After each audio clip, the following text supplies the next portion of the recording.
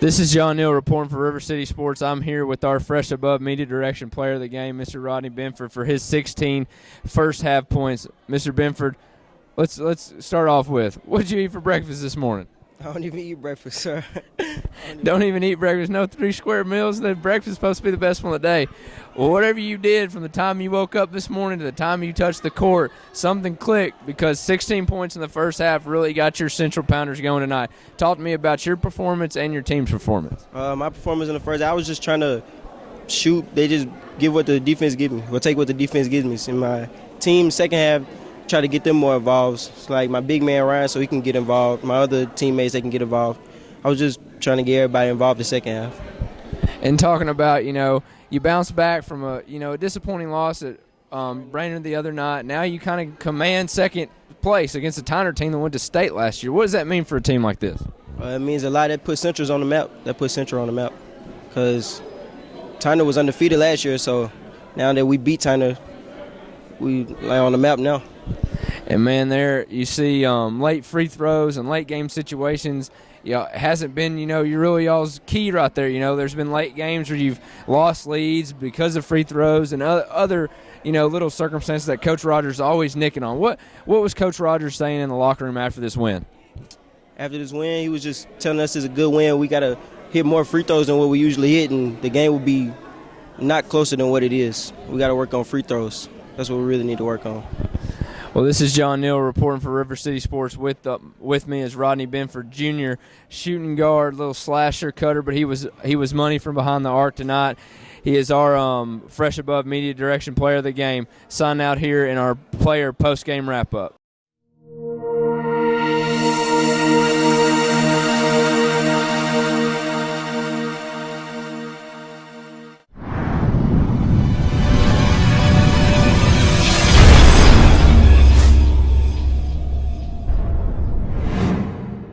This is John Neal for River City Sports. I'm here at Central High School with our RCS insider, Taylor Ellis. We're wrapping up our post-game broadcast, per se. We've got the books. We've talked to some players. We've chit-chatted with Coach Rogers and Coach Harris. Both of them know each other rather well because the boys won tonight, 60-58 here at Central, and also the girls. They were able to win 37-27, the Central girls over the Tyner Rams in a very defensive battle, close game, right to the end. Free throws really depicted both of them tonight. So, Taylor, we'll jump right in it. We'll start with the girls. From the girls' standpoint, we had some honorees tonight. Sure. So we'll go ahead and get to them. What was the big thing about tonight coming in? Well, tonight coming in, on top of district play in between teams that really know each other. They play each other a couple of times on the season.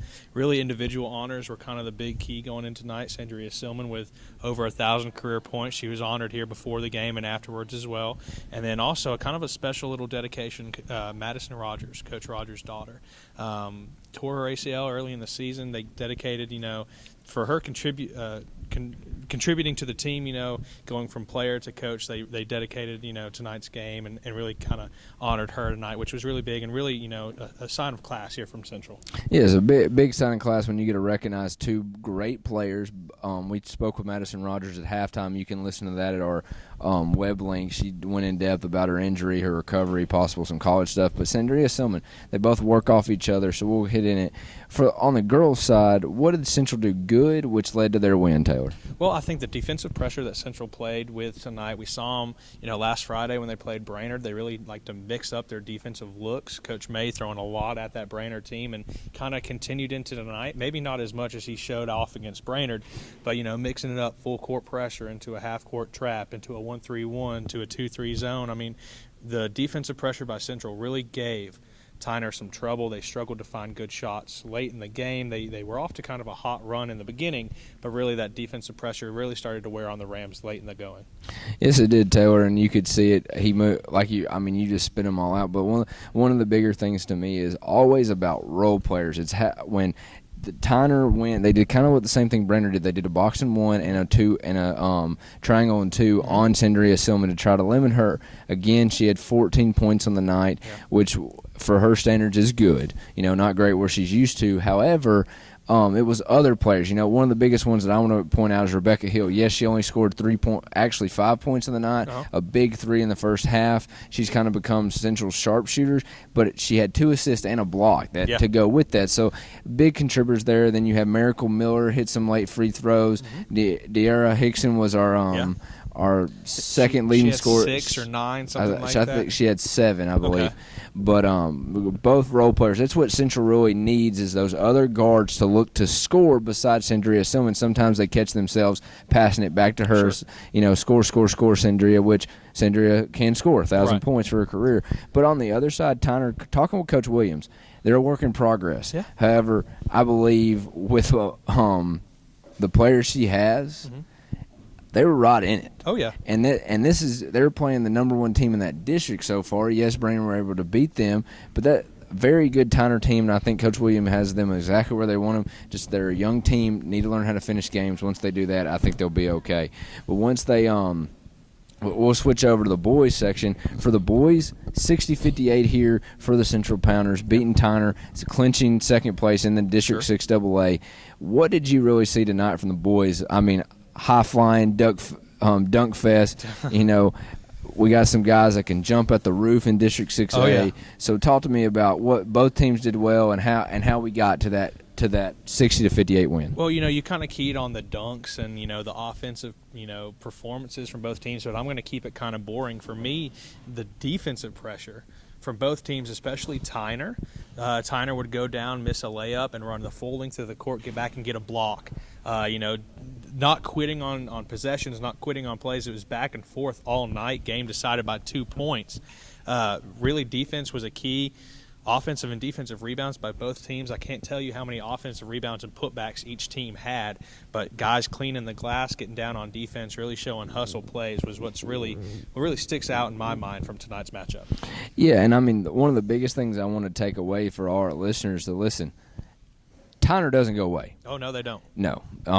They will nick and knack. Their players want to win. They are expected to win. After a team, and you've been on a team that's gone to the state championship, and you have a coach like Gerald Harris with all his pedigree and awards and being a player there. You know, speaking with Coach Rogers, we're looking to do a feature on Coach Harris.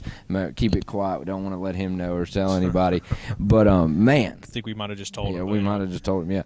But – They play hard. I like Kevin Cameron. I like Darren Maston. Oh, yeah. I like John Boyd. They do things that every coach wants. They hustle. They play defense. Right. They want it. You can see the motor working Drawing inside charges. of them. I mean, several charges. Central would drive thinking they're going to get an easy layup, a block, and, you know, charge.